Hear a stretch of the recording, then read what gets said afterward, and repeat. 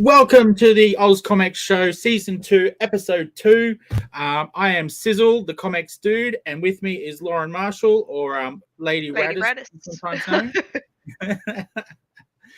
And today we are talking to Matt Rice. So we get to learn a little bit about Matt today. So I guess I forgot to load up a picture of his book, so I guess we'll just get straight on into talking to Matt. Let's go.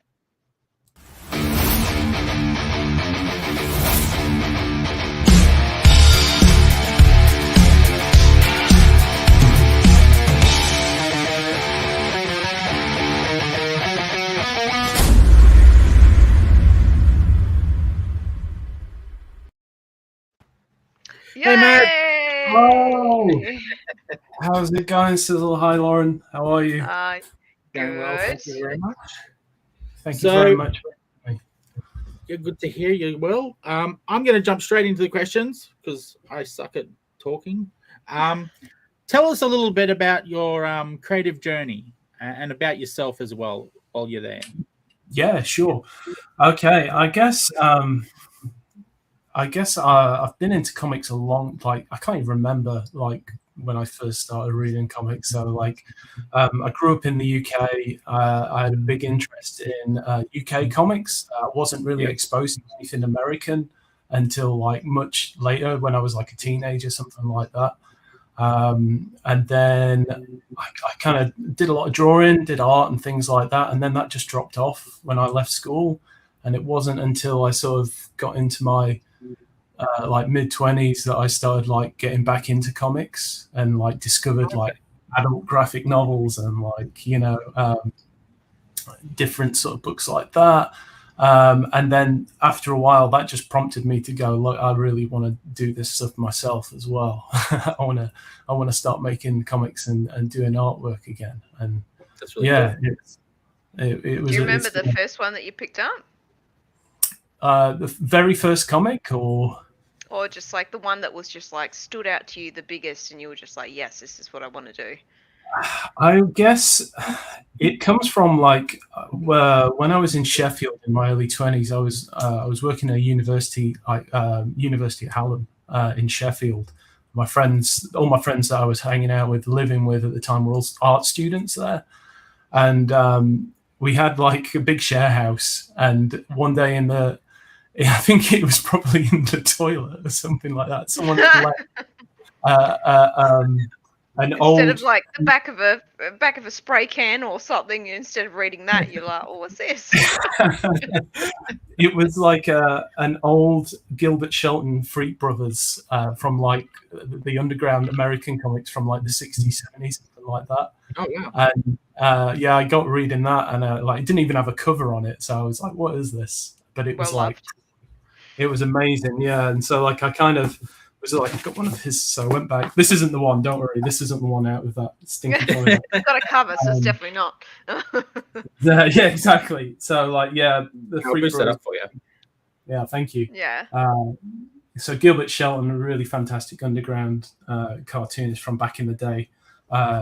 San Francisco, 60s hippies, but really great, funny comics. Some stuff a bit how it goes. It's not all of it ages well, but it's. I think Gilbert still did a really fantastic job with the artwork and things like that. Amazing. So yeah, that was probably one of the big prompts for me. And then after that, I guess I started. It was a kind of exploring what else was out there. So there was things like Mouse and Joe Sacco, who did Palestine and things like that. Some more serious comics that were more autobiographical or about journalism and reporting and things like that. So I was like, wow, there's a whole world of comics out there.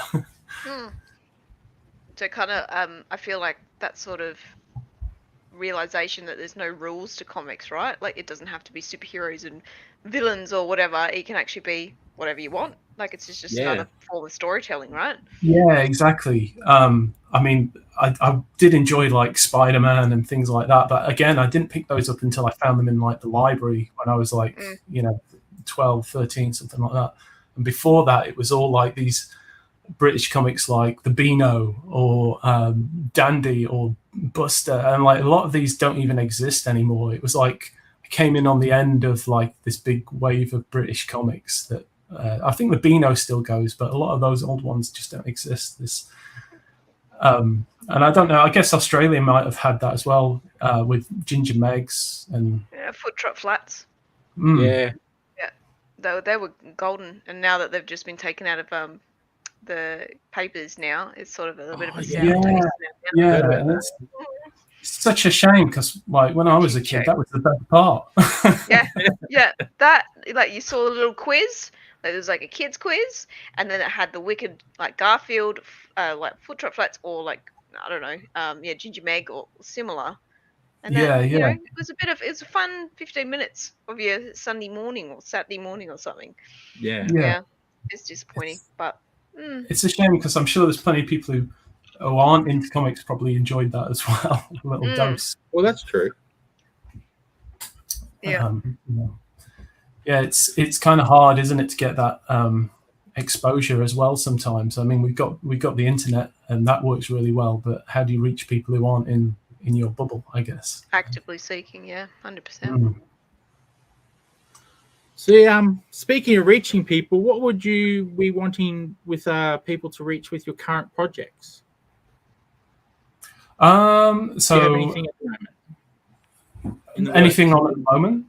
Yeah. So what are your current projects at the moment, like in terms of what have you published or? Yeah. So we had the Flood Out. So this was the very last one that I did. I've actually been taking a bit of a hiatus sort of break to do a bit of skilling. So I enrolled in Griffith University, and I'm currently studying animation there as well. So I've seen it as a gym. You know, I'm trying to work my creative muscles, I'm trying to upskill myself with my drawing. Expand a little bit. Yeah, so I haven't had time to do as many comics as I want. I'm just finishing up now, but I'm going to be out there doing some more stuff in the break. So there'll be a few more comics to come soon that I want to work on.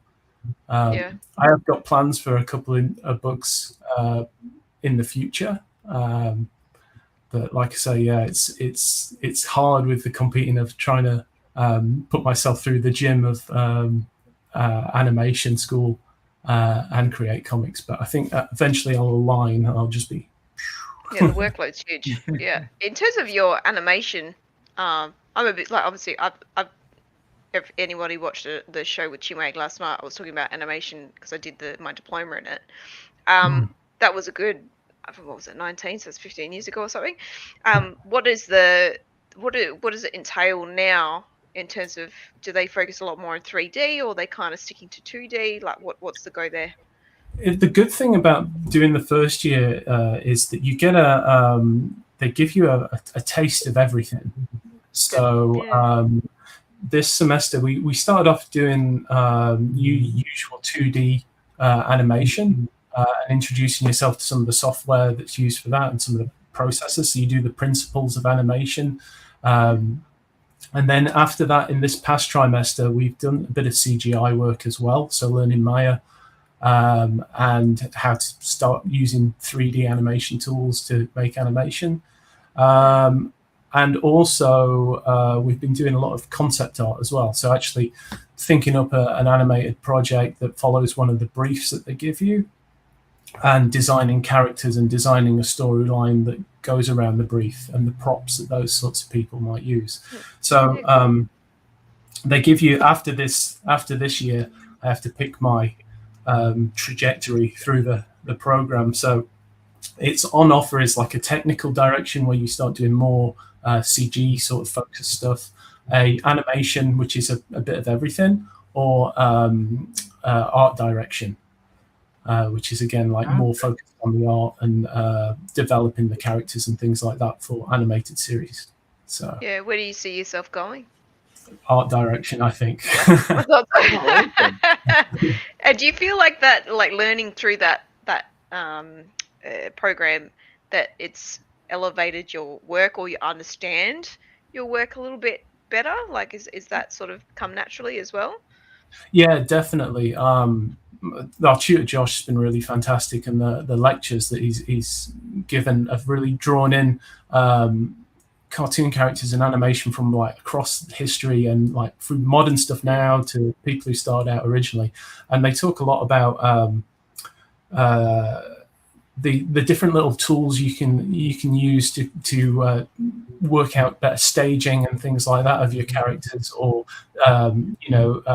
trying to figure out perspective a bit better, how to develop backgrounds, and also examining other people's style and how you might benefit from that in your own practice as well. So it's been really useful.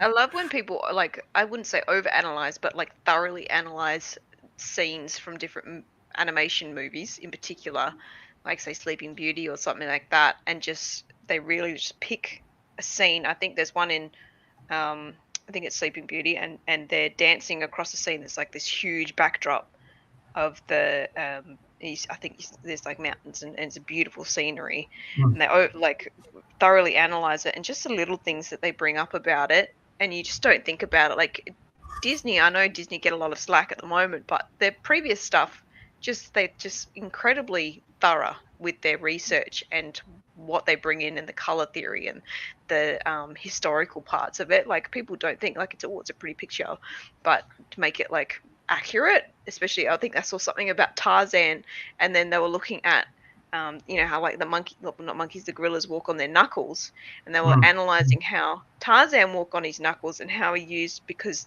our hands aren't built to put weight on, and then how Disney made sure that they were anatomically correct in terms of putting his thumbs down.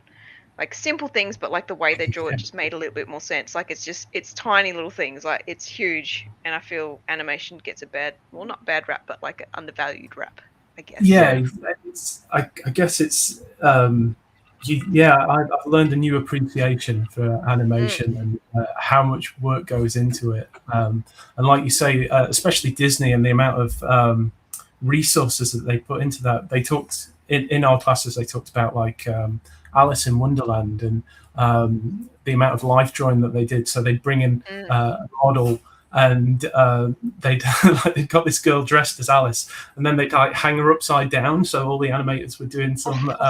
You can see the pictures online of Alice in Wonderland of when they were trying to do it. So it was really like extraordinary. I think hopefully they gave her a minute to sort of like get the blood back down into her feet. Maybe. But that's something that they continue now. I mean, Disney has like a life art department where all the animators will just go down and just do life drawing. It's like it's fascinating, isn't it? Yeah, and like you were saying, Lauren, I think one of the lectures we did was about props. So you don't even take into account like the props that they use in animation and who it is who's there to design those. Yeah, we watched the trailer for Wreck-It Ralph. And we tried to talk. The challenge was to try and work out how many props were seen in the trailer, and just in the trailer, I think there was something like 100 or something. And when you think about it, someone's job out there to design it and place it, and, it's crazy. So big appreciation for animation. Huge, yeah. So sidetracked, but we'll go back to your work. So obviously you were talking about a couple of artists who draw upon real life experiences. Do you relate a lot better or draw more to comics that reflect on real life experiences? Does that resonate with you a lot more? Yeah, definitely. Autobiocomics have been a big part of my practice as a comic and artist and cartoonist. So my first book was called Graft. And that was about sort of when I finished and dropped out of college and the sort of jobs I had in the early 2000s. So that was a slice of my life, a slice of life as it is from back then. But I really appreciate those sort of autobiocomics. I don't know would you say they're pretty common, or would you say it's? I'd say they're becoming more common. I think I appreciate them a lot more because I stumble across them now. I think we brought up last show. We brought up an artist, Tom Tongue, and he does some autobiographical stuff, and it just hits home a little bit sometimes. And I think you forget, like, instead of just like reading something that's just about superpowers and I don't know, just mythological kind of characters that they're cool and you kind of see a bit of yourself in them, but actually seeing someone experiencing something and putting their heart and soul into it, I think it's a little bit different. It feels a little bit more wholesome. Yeah, I definitely found them really relatable and really interesting as well. Like one of the, I've got a heap of books here that I'm like, I'll have to bring these and show you. So one of the current artists that I've been really digging and into recently is a guy called Noah Van Sciver, who's an American cartoonist, and I've got his book. I might have talked about it previously. This is gorgeous. One Dirty Tree. And this is an autobio comic about his life growing up in a household where his dad was absent, his mum was a single mum, and he had like something like 7 siblings, 7 or 8 siblings. Really interesting. Like he talks a bit about himself as a cartoonist and this journey that he's sort of on trying to create this, but also just the experiences he's had hanging out with his brothers and gorgeous, the sorts of things that he'd get up to out there. So it's a really like interesting, a really interesting comic, and he's a great storyteller as well. So I highly recommend that. And awesome. Noah's a big influence on me as well about wanting to do these personal stories about your past or about everyday life sort of thing, events and stuff. Speaking on that, I really enjoyed Floods. I thought that was a gorgeous comic. Well done. Thank you. Did you have obviously you love relating to other artists that do stuff that's autobio. Did you have anybody reach out to you about Floods and sort of hit home a little bit? Yeah, so at the time it was quite because the story in it, Flood, it was something that I was making at the time of being through the flood earlier in the year. So people were emailing and saying like, they really appreciated it, and it was a bit like cathartic. It was making it about the experience as well of going through a flood and losing our home and ending up sort of homeless and not knowing where to go next. It was a real like distraction, I guess, at the time of when we were trying to get back on our feet. And find a new place to live. So like comics were a good distraction back then as well, and people reached out to say that they appreciated that and were interested in the story around it. Do you feel like it was a bit therapeutic as well to sort of let those nasty emotions out and process it a little bit? Definitely, yeah. It's and I guess you've got to when you're a writer, this is what your job is, right? And you what they always say, write about what you know, or sometimes they say don't write about what you know. But in that instance, I was like, this is something I could do. Had another. I don't know if you've seen on my Instagram, you can read about it. But after Flood, like this, it's been a rough year. But one of the experiences was flying back from the UK to Australia. And the plane I was on had a maintenance issue mid-flight. So I did a whole comic about that as well. This terrifying experience of being on this plane when there's a loud bang and then suddenly like what's going off. Oh no! Oh wow! Got sweating. It was interesting. It was the plane. So I went through all this and did all this comic about what had happened and how it all worked out in the end. And then a week later, after I put it out on Instagram, someone contacted me and said, "Is this your plane?" And it was a news story about and it's something like plane flies 14 hours with hole inside. That's not what you want to read. But I was like, I remember being on the plane and thinking, man, this will make a great comic. Yeah, just quickly scribbling on like a little napkin while they're just like someone's trying to patch it with like electrical tape. They're like, nothing to see here. Oh dear. Yeah. You also had. I did want to ask. You also had some little historical pieces that we read. Yeah, I can't. I'm terrible at history. So, these obviously factual, or just Yeah. just like a little fun spin on them. Yeah, that's right. I get a lot of comparisons to like horrible histories Yeah. with ones as well. People That's the vibe I got. Yeah. Yeah, so that one was probably the one that's behind me there. The Peasants, was it the Peasants? England. So yeah, history of like peasantry and what those sorts of people went through. Pretty big interest in history. So it's and I think a lot of cartoonists do have a bit of an interest in that, or at least read comics with some historical stuff. This one in particular was about the peasants of England. Like, you don't really hear about. You hear a lot about kings and queens, but nobody really thinks about the common people and where they came from back in the day, and what a sort of rough deal that they were having as well. So hopefully, you enjoyed that, and yeah, it was fun. Definitely. Yeah, I really like that. Some interesting stuff about them living with their livestock, and like what sort of experience that must have been to have a house full of like sheep and pigs. And yeah, wow. Yeah, so sorry, Sizzle. Yeah, I was just going to say, you got a bit of a fan here. I just thought I'd bring up their comment. Oh, thanks very much, Bile. It's very kind. People really resonate with it. It's Yeah. really nice to see. That's really great. Thank you very much, Bile. Yeah, that's awesome comment. So your comics are like collections of little short stories. Is that how you prefer to do your work? Short and sweet, I guess you'd say. Yeah, I think it's I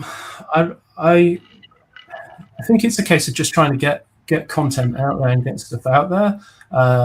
And I haven't sort of what I've always thought is that I'll make all these comics and at some point I'll take my favorite ones, make an anthology out of that, or hold on to them and I'll make it as part of a wider story arc or something like that. But so far I've just been too keen just to get them out, especially after 2020. We haven't really had much in the way of comic fairs and zine fairs and things like that. We had a whole 2 years where we didn't have that happening. Yeah, well, 2021 I think we did a bit. So I was really keen to like get stuff printed so that when things did come back together and we started having the zine fairs, that I could get out there and show off that material, and again like reach people who you might not necessarily expect to find you on Instagram and I think I have the same experience when I go to zine fairs as well. It's really useful to see what else is out there. You might not necessarily think, oh, I'd be into this book, but then when you see it and you've got it in your hand and it's like $10, you're like, yeah, sold. I really want to take this home and read it. So yeah, cool. Well, we've oh, sorry. No, you go, Sis. We got another comment, and it comes with a question this time. Oh. So from Floating Disc. I really loved your Flood book, but Subtropo, I haven't seen that on your Instagram, Matt. Yeah, and you have plans to release that in a book. Yeah, so I'm Floating Disc, great artist as well, well worth checking out in Instagram. Another Brisbane-based cartoonist illustrator, so check him out. Subtropo was is in Flood. It's the one about the animals that kind of start deciding they have this big revolution to take over. I thought that was so funny, especially the bin chickens. I was just like, the bin chickens were hilarious. This is great because Perth is obviously filled with bin chickens, and they're all like foosty and like covered in grime, and it just made sense to me. Oh, thanks, Paddy. I think that's probably something that Brisbane and Perth shares. I don't know if hey Sam, another Griffith member, say hello to my Griffith peeps who tune in today. I think that's something that Brisbane and Perth have in common is that we have ibis. I think they do get ibis in Sydney. I know in Melbourne. I'm not sure. I don't remember seeing them too much in Sydney. Maybe wouldn't like have a clue. scarcely, but they're like pests here, pretty much. So I just love that you call them bin chickens. yeah, because Yeah. do you know? Actually, well, I'm going to go off topic here for a second. If you actually see them how they are in the wild, they're actually beautiful because they're like this bright white, gorgeous animal, and yet they come and like cover themselves in Mackie D's and whatever filth that you've put in your bin. They're like, this is amazing. I'm not going to go fend for myself. I'm going to eat the rest of your remains, like here in the bin, and cover themselves in grime. And then they just look like foosty yellow. No, just they're funny. Kind of grim, yeah. Tip turkey is the other name. Oh, okay. I heard that one. Yeah, it's kind of so. It's interesting being like a POM and like coming in and integrating into Australian society. But having this, when I first arrived, you're like, wow, look at that. And I've had relatives, animals and things like that. I've had relatives who've come here and have been like, oh wow, look at that bird, and it's like an ibis eating out of a bin. You're just like, that's a gremlin. Yeah, it's still a wonder. Yeah, exactly. We don't talk about that. But, I mean, there's a lot of material there. They're quite comical birds. Like, they're so funny. I've seen ibis eating whole slices of pizza with that huge beak as well. Everyone thinks that like crows, ravens, whatever you want to call them here. I've seen those guys open up bins and like pick through and like actually pick out what they want. But ibises, they don't have like they don't care. Like whatever comes first, they're like, yeah, this is what I'm having today. Exactly. Or you get the ones that are brazen enough to like attack it and steal. Or I've seen. Oh yeah. Yeah, they'll just take good, it. but a little bit sad that they went downhill. But I guess the themes there, like you were saying, that you get. There's a lot of now where wildlife's being pushed into, and this is my eco rant, but because of loss of habitat, we're seeing more and more of those sorts of animals which would traditionally be out there, living off the land, but now they're forced to sort of come in and interact with us because they're losing out on that habitat for themselves. So Subtropo was actually a bit about that as well, where this forest clearing's taking place, so the animals just sort of have had enough. Take back their land. That's right. At least the shopping centre. So the story kind of paused there. That I'm going to carry that on, and maybe I'll put that into it. That I had intention for that to be its own comic as well one day. So hopefully because there's two parts, right? Yeah, there's two parts to that. But I think it was. I can't remember where it left off. But the lady having a dart. That's what I remember. I'm done.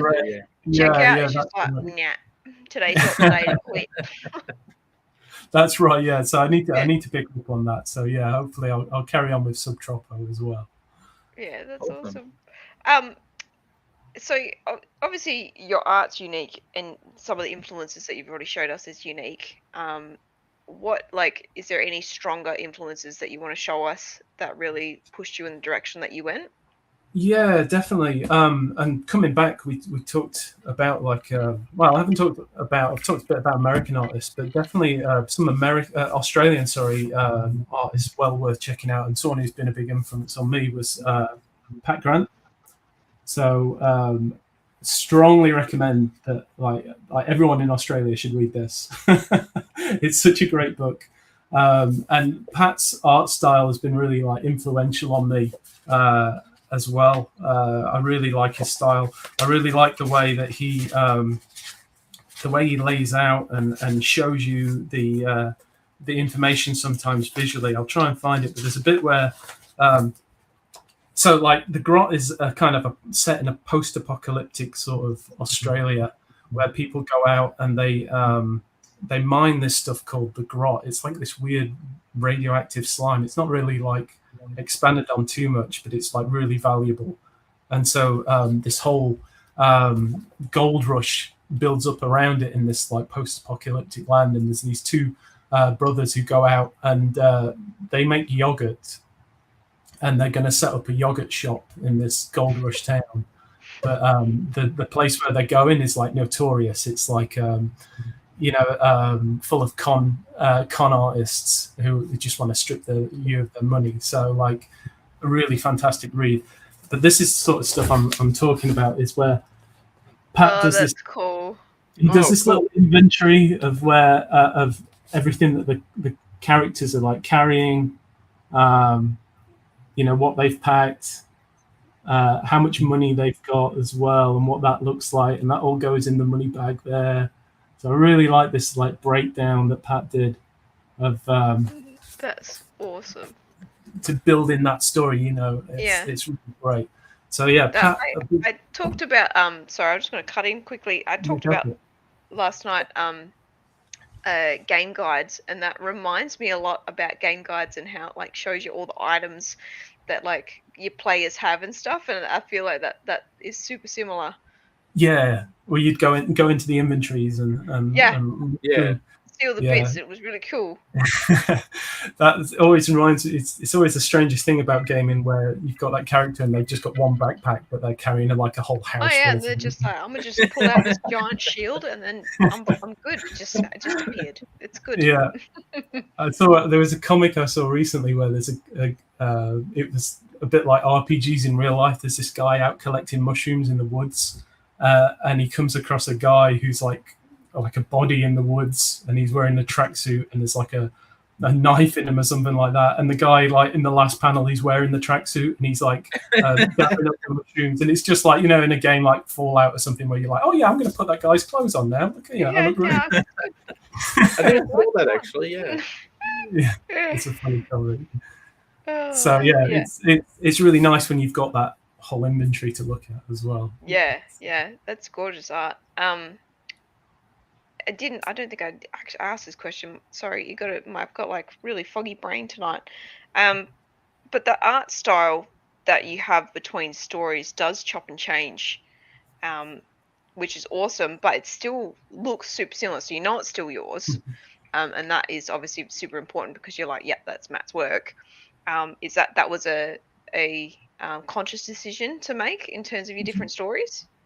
Yeah, so I guess part of it is doing more is improving my line, but also I've tried the different ways of different sort of ways of presenting the comics as well. So Subtropo, for instance, that was drawn traditionally, and I coloured it with a really cheap packet of crayons that I found somewhere. Reminds me of the main character a little bit. A bit rough around the edges.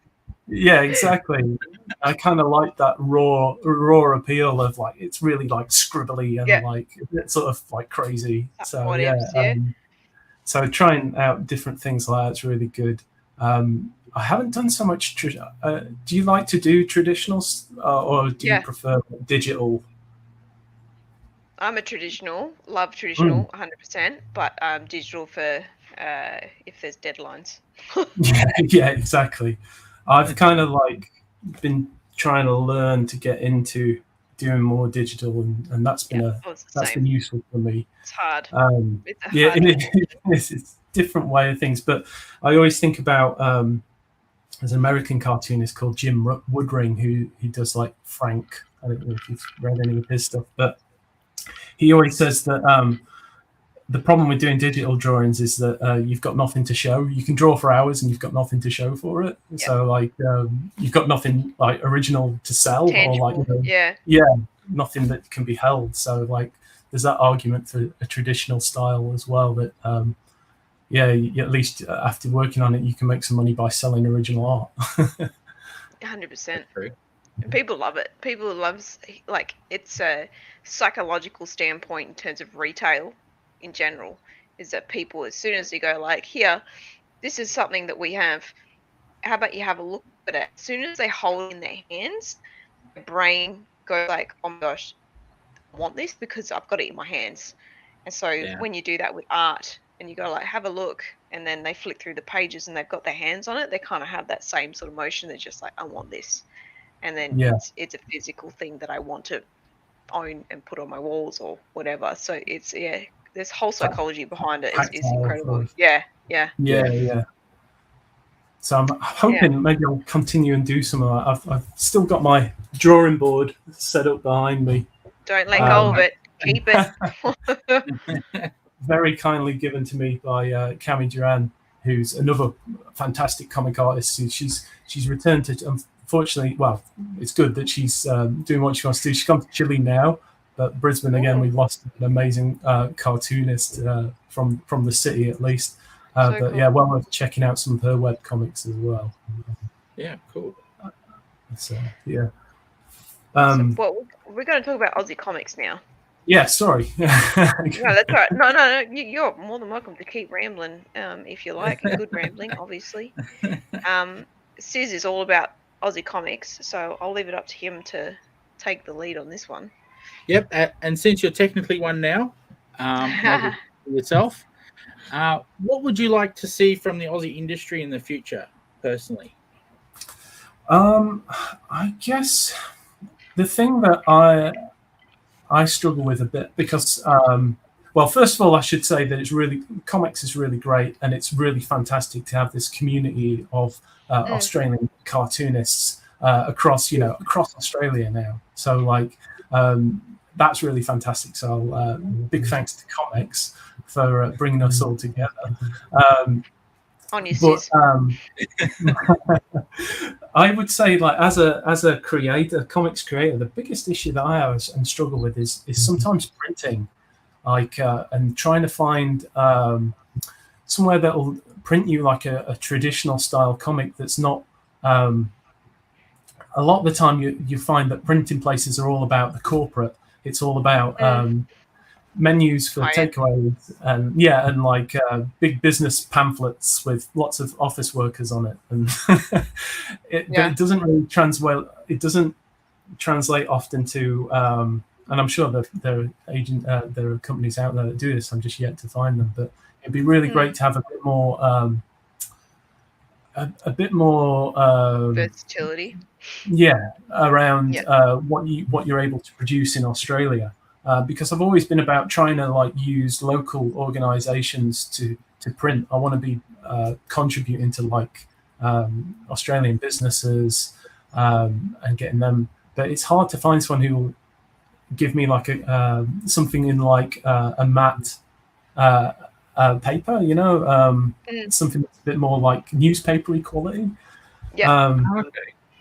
That said, it's a good segue. The neighborhood press. Oh, your neighborhood press, yeah.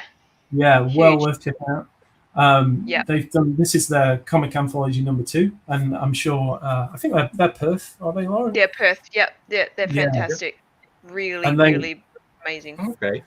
So good, and like they did this whole one where lots of Riso printing as well. Yeah. So. Because I'm pretty sure they do that at the Curtin. I might be wrong completely. So if you guys are watching or see this, definitely let us know.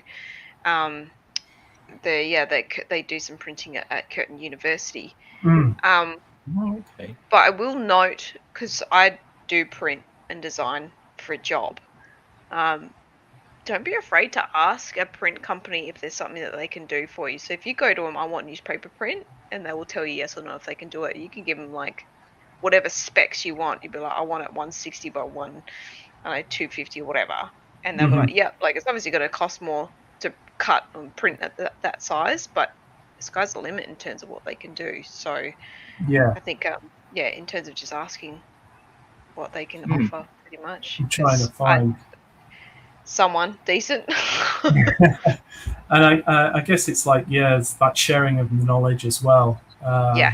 And trying, so it's really useful to know, and I guess like keep pushing and trying to find that feel that I want, Yeah. And like getting the samples of paper and stuff. Like a lot of people don't realize like picking up a good book and feeling how nice it is in your hands, like just brings so much value to the actual comic or book or graphic novel or whatever itself. If I pick up a book and it feels really nice in my hands, I'm like, I kind of want this because it feels valuable to me. I think people undervalue print a lot, unfortunately. It's true. Agreed. Yeah. So I'd say Sorry, go. Sizzle. No, you go. I was just going to say that that's my main gripe, I guess, is trying to find a bit more. And I guess it's part of my own process as well to develop that knowledge around printing and different types. Sis, that might be something that you could do for ComX, is like gathering and doing some research on like printing avenues for people. Yeah, we So have to a degree. We're if still people learning struggle. ourselves. Yeah. But yeah, we're learning what different people do, and we've experimented with a few people and stuff like that, and still trying to get a bit of information. I share what I do know, but I don't want to do it on here because I don't know if it's right. No, that could be for another time. Yeah. So yeah, and I guess the only other gripe I'd have is about having like trying to get those opportunities. I don't think in Australia we get so many paid opportunities for comic. Well, that I know of. Like what I'm alluding to is like there's no New Yorker. You know, like you see the New Yorker, and they have loads of stuff with comics and little cartoons and things like that, and like huge publication in New York. But there's no. Then you come like Australia now. We've got rid of all the comic strips in newspapers. We've gone a bit of the opposite way as well. So it'd be really nice to see. All about making money here. You buy houses, you make money, you listen to politicians. That's all we care about here. Yeah, fight off the bin chickens. Yes. You got to get like a bin lid and like use that to like fend them off. Yeah. Cool. What I was going to ask when I almost interrupted you, where do you see yourself? Say like your 5-year plan, so to speak. I definitely want to carry on with comics. I am a big fan of animation and want to continue on that path. But I'm also still wanting to do comics. I really want to do like a long form graphic novel. That's where I'm aiming for within the next 5-10 years. I've got a few stories that I'd really like to investigate and put out, and just spend a lot of time doing that and putting that together, because you get a real appreciation of how much work actually goes into like the books, like some of the books I've shown you today, how long that must have taken. So within 5 years, I wouldn't mind upping my output and making a few mini comics, but also on like trying to put together a full size like graphic novel or something like that. You'd be really good at it. I think. Thank you. Excited to see what you do. Yeah, 100%. In saying that, you've obviously learned quite a lot through your time, and obviously your knowledge that you've learned from animation and stuff like that, and from your travels as well. Do you have any like little nuggets of wisdom that you would give, whether it's writing, drawing, or just life in general, something that's sort of really stuck with you that you think is super handy for people to know? I guess one of the things that I did a script writing course at uni this year, and one of the things they were talking about is being brave and really being like not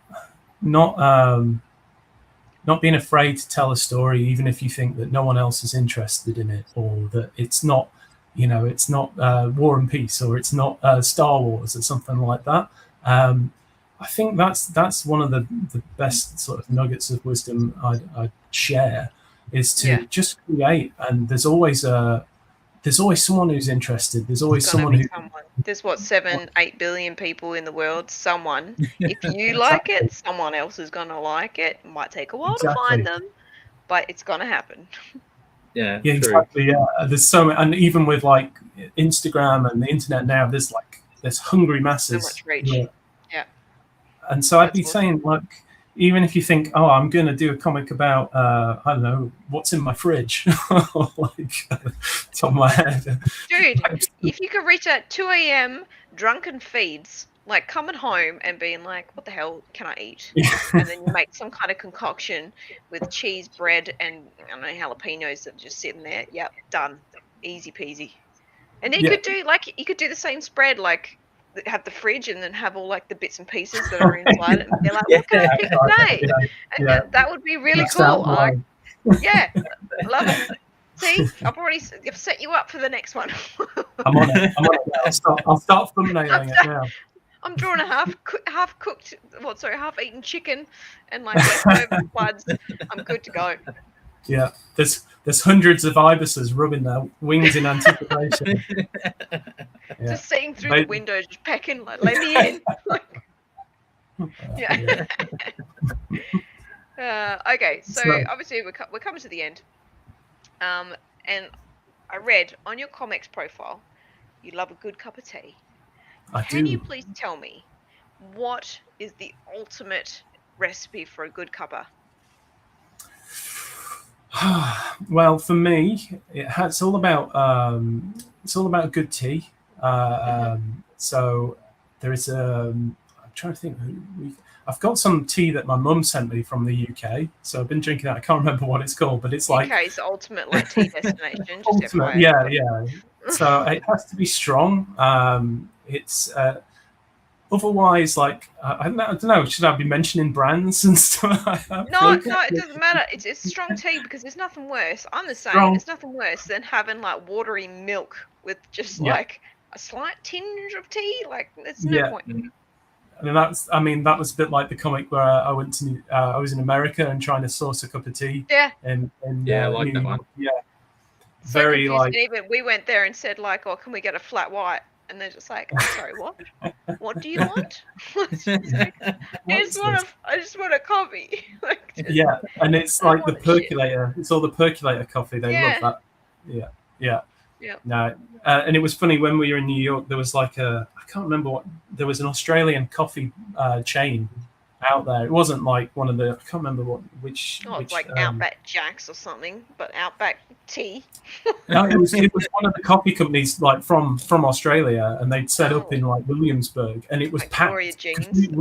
We went along to try and like get in there, and they were like, "Oh no, we couldn't even get through the door." So there's like, Oh wow. So it's from Australia. It's got to be good. Yeah, exactly. No, we got bin chickens making it. But yeah, tea has to be strong, and oat milk for me as well. Oat milk. Okay. That's how I roll. I'm partial. Like I've never strayed away. I'm sorry. I will say I've had some almond milk, but I've never really strayed away from cow's milk. So I'm going to take up it's oat milk strong tea. I'm going to tell you how it is, and I'll give it a crack, because if that's how it's meant to be, it's meant to be. That's why that's my personal recommendation. So yeah, please. You're more English man. I've got Scottish blood in me, but if you're like full Englishman, I'm going to trust you. Thank you.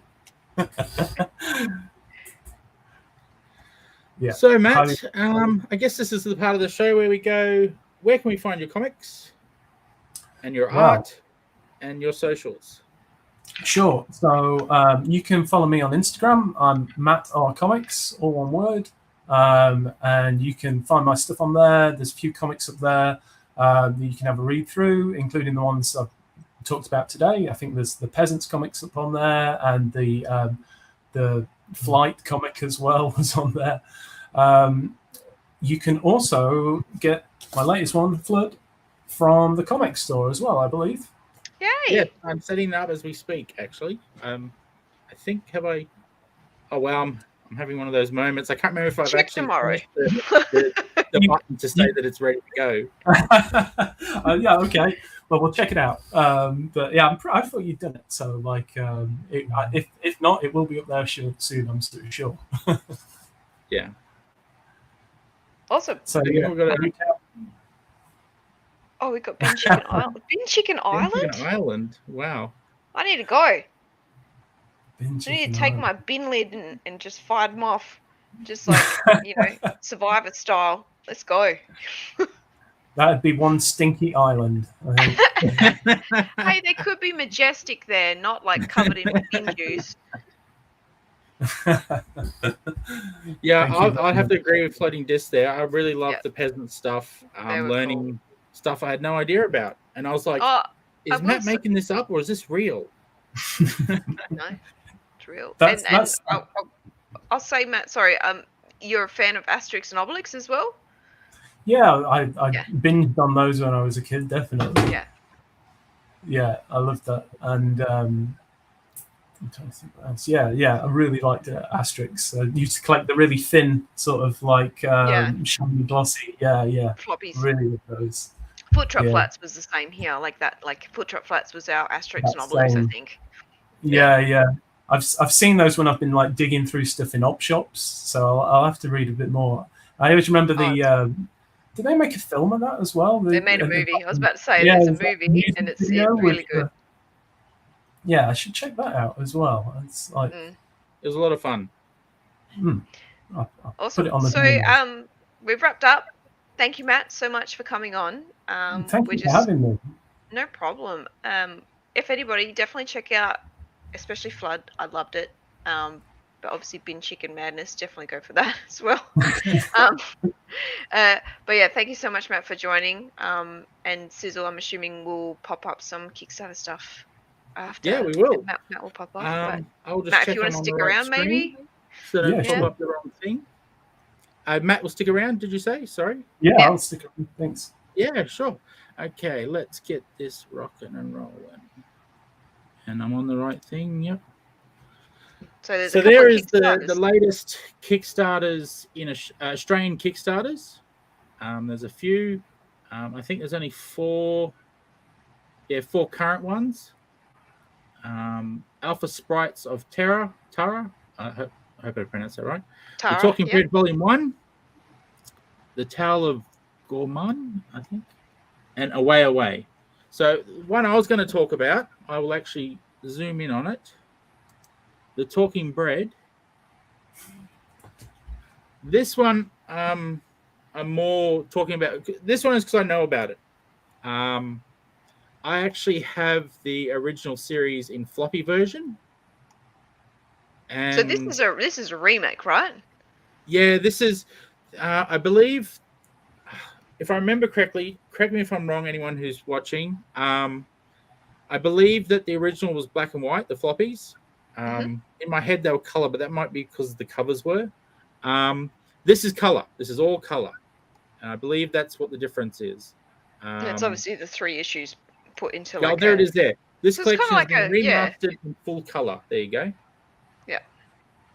So. Which is awesome. Kieran's work's fantastic, right? Like super stylized, real, like if anybody knows me, like I love really thick stylized lines, and his stuff is just popping in terms of that. So very puntastic, this one. So if you guys are interested in this, I will definitely back it for sure. And I mean, like $20, like, and to like $20 to support a project to be done, and then you also get a comic out of it. Sweet.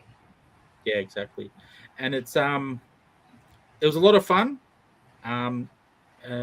Living, what is it? I can't think of the word. Animated bread that had come to life. I'll say it that way. Talking bread, slices of bread. Dead. Yeah, talking bread, yep. And it actually is actual slices of bread. They've all got their own personalities, which is a lot of fun. My personal favorite is the crazy one, of course. Did you ever play the game Knuckles? And Moose released the little knuckle, so you like would throw them up and you pick them up, same as like playing with normal like bone knuckles is what you used to use. But Moose released, like the Moose company released like these little characters that look super similar, and they all have like very similar personalities to what he's drawn. And I always think of that when I see him. So fun, a lot of fun. And he's definitely done well in terms of like capturing a personality for each of them. I really like the moldy looking slice as well. Having a rough time. I've eaten a few of those in my time. And I'll even love the Attack of the Atomic Toaster. That's a nice one as well. So trying to take. So when how long have people got to back this one, Sizzle? Should tell us at the top. There is 18 days to go. That's just over 2 weeks. 18 days. Get in there, support this. He's got to meet targets that are actually produced. Oh, sorry. It's nearly halfway. I was about to say, so they're doing well. Yeah, they're doing well. Nearly halfway and less than halfway through the time. If that makes sense. Yeah. So make this happen. So yeah, Matt I'm will not share sure what it as else well. to So say.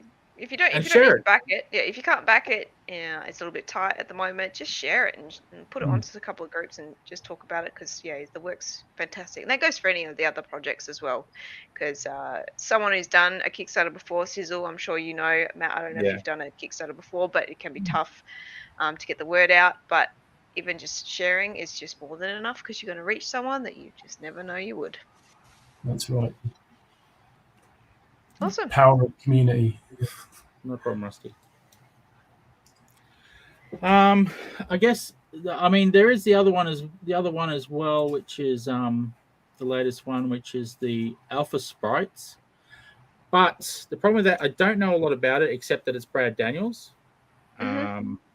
He's a fellow Brisbane comic artist, Matt. Comics artist and creator. I should use the word creator. It's a very what would be the style? Like anime chibi.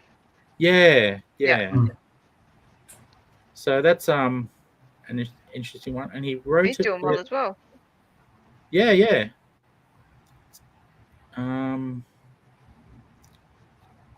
There's all these things. Where's some actual pictures? Oh, that's the whole. Okay. That's it. It's got lots of little bonuses there as well. So Nice. I mean, people can definitely check it out. But yeah, that's a good one to support as well. Bring that to life. That would be awesome. Well, all of them are good to support. Yep.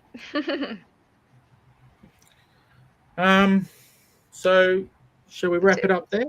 Yeah, that's it. I'll bring us back up. Well, thank you very much, Matt. I've just thought of another question. Just one last one before we go. Graft. All about the different jobs you've had. I want to know which was your least favorite. I think call center works the worst. Yes. Apologies. I know I say it's the worst. People out there working hard and doing it, and it's essential, because like when you're like something's gone wrong and you need someone, you're gonna ring them. But like for those people, like solidarity with the people working, because it's crap. Having to deal with really angry people on the phone is not fun. The initial keyboard warrior is the call center callers, right? Yeah, and I can't. I'm having troubles with words tonight. I can't get over how amazing the people are who do that job day in, day out. Because I did a call center and I lasted 1 day. One day. I was just like, I can't do this. I can't. And I went to the next job. I've had friends who had the same experience. I think it was like selling insurance, and they did 1 day and they were like, I can't do this. Like it's hideous. Like, and that was it. Fair enough. Yeah, calling is the hardest one. That's madness. Be kind to the people on the phone. Yes, agreed. It's free to be kind, everybody. Keep that in mind. And plus, they might be listening to you. Or they might cut you off or something, You don't want that. Awesome. Well, thank you so much, Matt, for joining us. Once again, it was absolutely fantastic. Really good yarn having you on. I can't wait to have you involved again. Sizzle, if you want to take it away and wrap it up. Yep. Thank you, everyone, for watching. Thank you again for Matt. Thank you to Lauren. And everyone, hope you enjoyed the show. And we are back next week. I forget who we're with, so I won't try to remember and get it wrong. It'll be a surprise. It'll be a surprise. It'll be up on the thing soon anyway. So thank you very much. Have a great night and see you next week. Bye. Check out comex.cx for all things comics and find out what comics is all about. We hope you